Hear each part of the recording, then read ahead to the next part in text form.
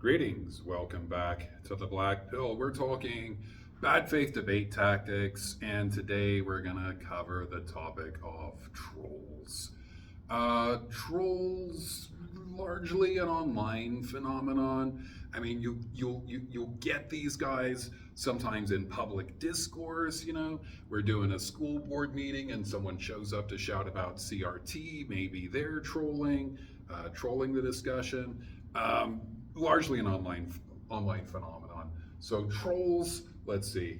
My notes are a little disorderly. Trolls get in comment sections or online dialogues and post inflammatory comments, often irrelevant, distracting, inflammatory comments. They are not good faith participants in the conversation. And then a subset of the troll is the griefer, and the griefer is in online video games. They wait for someone to be about to get an objective, then jump out of the bushes and attack their character, literally bushwhack them. So you're in a Conan M morgue or something, and it's a shared instance, and so there's this guy, and everyone has to kill this guy who keeps respawning to get to the next objective, and this griefer waits in the bushes over here. They hide, and when you go up and it's a hard fight, and you've almost got the villain, the monster, down, so you can move to the next objective, but you're weak. That griefer jumps out of the bushes, murders your guy, takes all your shit, runs away. And they don't need the stuff on the character. They're just doing it to make you unhappy, to cause grief. They are a griefer. All right? Griefers and trolls are related. Before sort of Trump season, most trolls were griefers, and their purpose in the online dialogues is just to upset people. They're doing it for the LOLs. They just thrive on like chaos and despair and confusion and upsetting other people, make people mad. That's what makes them happy. But this stuff has been coordinated since then. And so trolls take their place in our discussion of debate. So there's a strong central tendency for both griefers and trolls to score pretty high on Hare's PCR, psychopathy checklist. The art of trolling has certainly evolved, as I've already alluded to, since it first showed up on social media. A notable science magazine turned off their comment sections in 2012 because they noticed that whenever they post a science article in the comments section, there'd be people throwing up like Ron Paul 2012 in the comments. And Ron Paul's not related to the discussion at hand, nothing to do with the science being presented. But Ron Paul was a divisive political figure, this third party spoiler in the election season. And a certain kind of person was really into Ron Paul, Ron Paul 2012, it was a thing. But this science magazine, they did some internal studies on what happens when people throw emotional, negative, even if irrelevant comments in there. Not this scientist is stupid and not to be believed, and this scientist is a communist. Irrelevant stuff. Ron Paul 2012. Jets suck. Whatever. When there was stuff with a negative emotional valence, it lowered people's faith in the science, regardless of the strength of the science, right? And that's not a good reason to lower your faith in science. And so they turned off their comment section. It's a long time ago now. 2012 was friggin' 12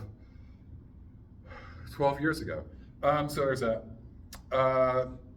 These days, though, trolls are coordinated and targeted because the studies started to show that these bad faith tactics lowered people's belief in things that were true for bad reasons. People started to use this. So trolls now, they know how to disrupt a conversation, they know how to redirect it, they know how to appear to cause doubt and render every issue as though it were a 50-50 issue to people who are just like not that educated or initiated. I did this experiment a few years back before Musk acquired Twitter. It was still a very awful place, even 5 years ago, before Musk, it was a terrible place. But there were a few good faith safety structures. But the experiment is post on your own Twitter feed. America is a democracy. Start a timer. And time how long it takes a stranger to reply, no, it is a republic. And that was always well under 24 hours, right?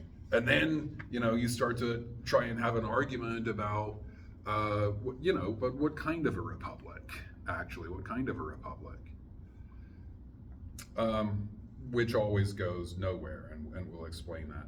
So there was and is this Russian influence operation, and now many hostile nations are on all of our social media. People in troll farms with fake American online identities, criticizing and riling people up and trolling and flaming and whatever. Right. So there's this effort to keep us riled up and divided, not just to influence our elections, but to keep us so divided we can't come together over important issues and do good things in the world. This has been very successful on Russia's part. I mean, Trump was president, for sake. Donald Trump was president of the United States. How did that happen? That has consequences. That has consequences for Ukraine, man. They managed to delay funding. The Russians managed to delay funding for Ukrainian defense for months. This year, just through you get all this stuff out into the discourse that Ukraine is Nazis and whatever.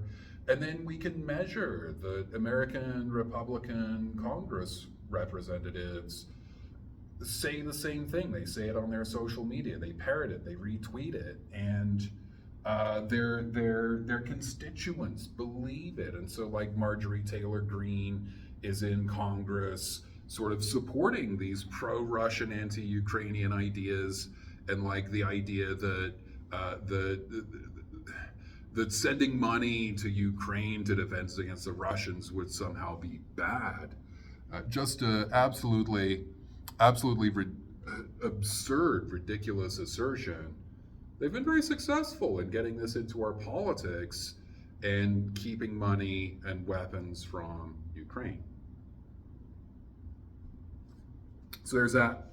But I mean, we don't really need Russia for this. We don't need Russia for this. When it comes to Trump and Russia, first, man, that's not a secret. That's not a conspiracy theory, dude. It's all out in public. It's out there in the open, right in front of you. Rex Tillerson was Trump's first Secretary of State. Rex Tillerson, who worked for ExxonMobil, and he's out there, the CEO of ExxonMobil, he's out there, shaking hands with Putin, doing a deal about oil extraction and oil in the sea where it's going to have to cross Crimea to get to Russia to support their petrodollar. And then Russia invades Crimea and America does nothing about it, takes Crimea, so they can run oil pipelines across it. It's out there and it's right there in front of you. It's not a conspiracy theory. Come on, man. But we didn't really need we didn't need Russian interference because the whole Trump campaign, the whole right-wing blogosphere and Fox News and whatever, they adopted all the same tactics for the same purposes of getting in every argument, riling up both sides of every argument, inflaming people, disinforming people. So we can't make rational decisions about public policy. We have to go with our guts. Our racist, sexist, heterosexist, protectionist, xenophobic guts. So, the modern troll drops comments that are at least partially relevant, that seem like an attempt to participate in a discussion from a different perspective.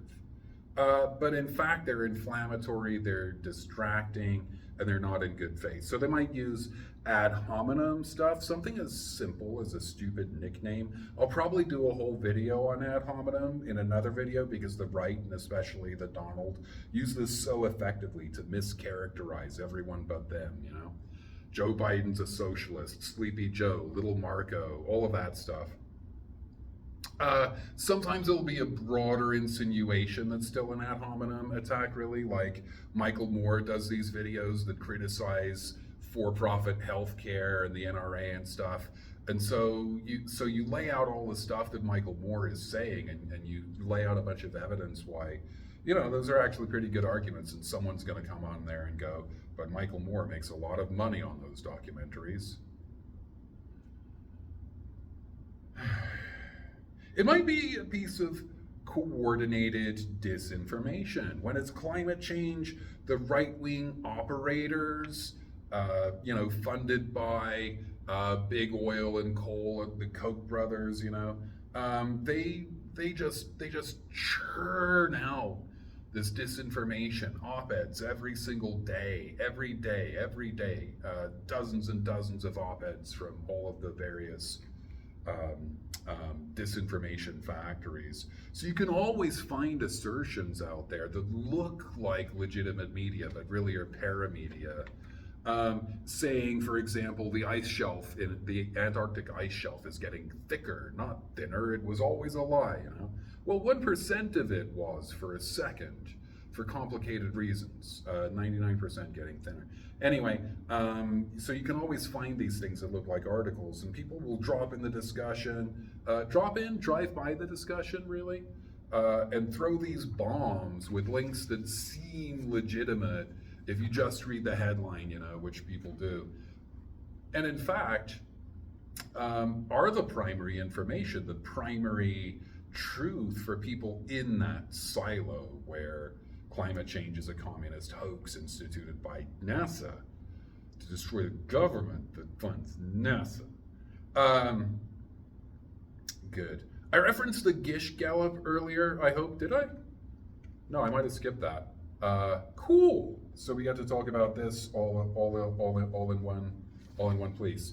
The troll is a form of Gish Gallop, and it utilizes the liar's dividend in a brief format to attain the same end, to make your opponent waste time arguing what you want them to argue instead of making the points that they want to make.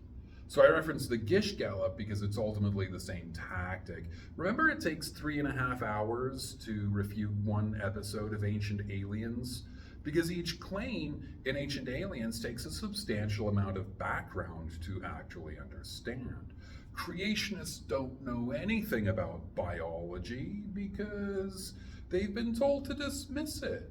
That even thinking that evolution might be true would be a sin, and all these guys are liars and hoaxsters and whatever, so you shut it out of your brain. You're inoculated against it. So each claim from a creationist takes a whole bunch of remedial education that's very difficult for the average person to understand. So look, I played guitar for 20, 25 years badly. I was never good at it. And there's a thing in guitar called an arpeggio. An arpeggio, like the Police, not Cops, Sting and his band made the arpeggio famous. An arpeggio is a chord, but each note is played in a sequence rather than all together. And the troll is the Gish Gallop played in arpeggio, where we don't have the stage and stand and spew bullshit for 10 minutes that takes an hour but we jump in a conversation and make one claim. And then the opponent spends a bunch of time and resources, whatever, way more than we invested in our one claim. And then we totally disregard that and make another claim, right? So it's the Gish Gallop, but broken up into little pieces. It's very efficacious. The most efficacious trolls know how to waste your time. One claim requires a page of text and an hour of research to refute. The thing is, the troll is not interested in that refutation. They'll just raise another objection. Then you chase down sources and spin your wheels and lose sleep overnight. Then they just troll the next refutation, right? So we've gotten to the point where there's these creation scientists, and they're refuting stuff, the minutiae of a fossil, and the distinction between this and that kind of ancient relative,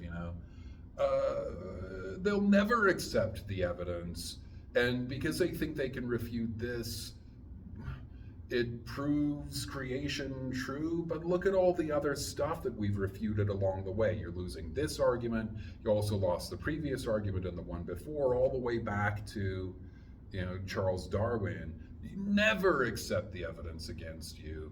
You're just having more and more sophisticated arguments. It's a complete waste of time. That's the point. That's the point. So you think you're winning, right? You're arguing with trolls and all the data and all the facts and such are on your side. And you think you're winning because science and sources and data, but they're actually winning. The troll is winning.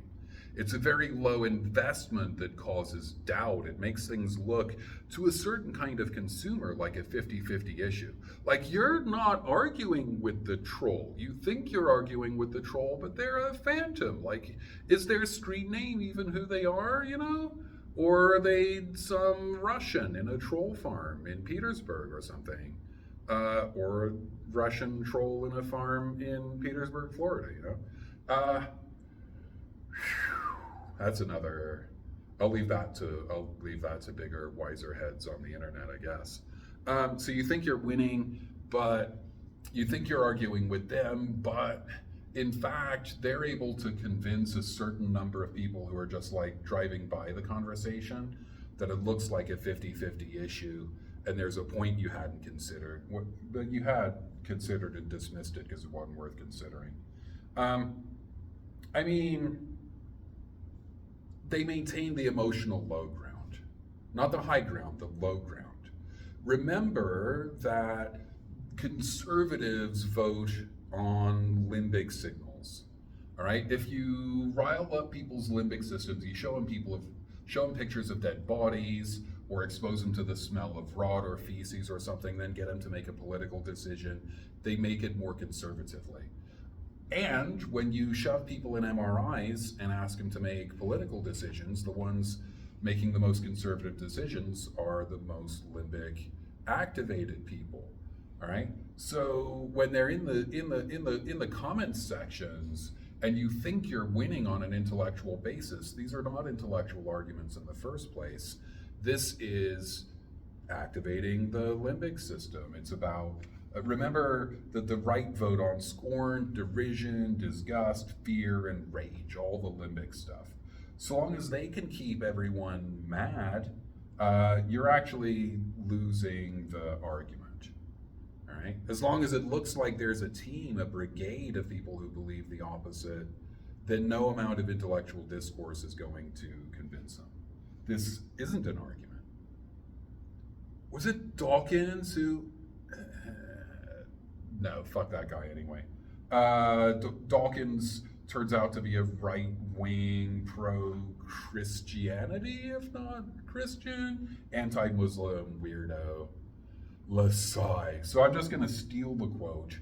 I don't know it was his in the first place, but it's like playing chess with a pigeon. You know the rules. You're thinking moves and moves ahead. You have strategy and tactics. And objectively, the pigeon is losing the game because you're making better moves. But the pigeon doesn't care about the game. They don't care about the rules. They just knock the pieces over and shit on the chessboard. There. So this is asymmetric warfare, ultimately. It's asymmetric warfare. It's guerrillas fighting an organized and effective army.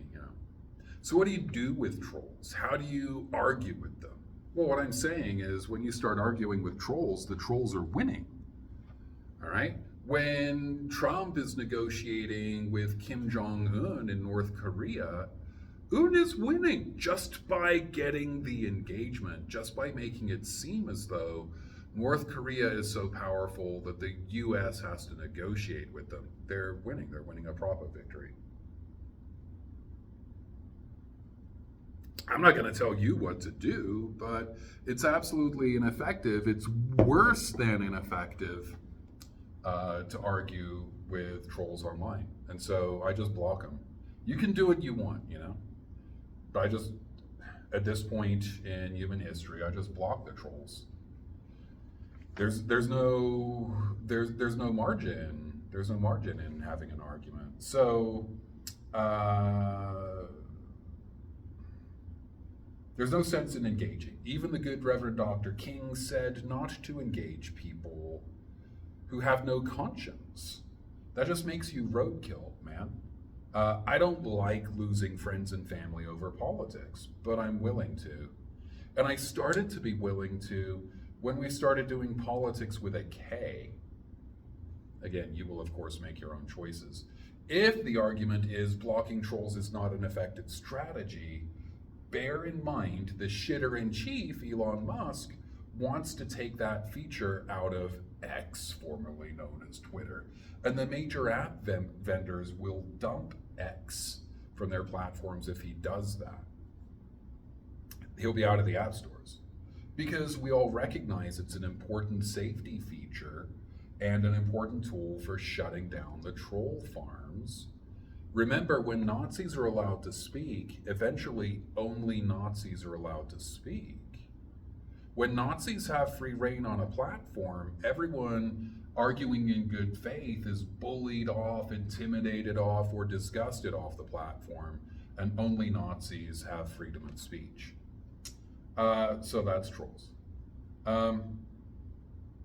Inflame, enrage, disgust, dodge, waste time and resources. Remember, debate has moved out of the staged event on a stage with microphones and an audience to persuade and measurements. It's moved out of there. It's still in there, but it's widened out of there into the public squares where people know how to weaponize the algorithm. All right. Again, that's another topic I'll try and leave to other smarter, bigger-brained folks than me. But, you often don't even know who you're arguing with. The brigades, people can hide behind identities. But you know who I am. I'm Professor Blackpill. Okay, bye.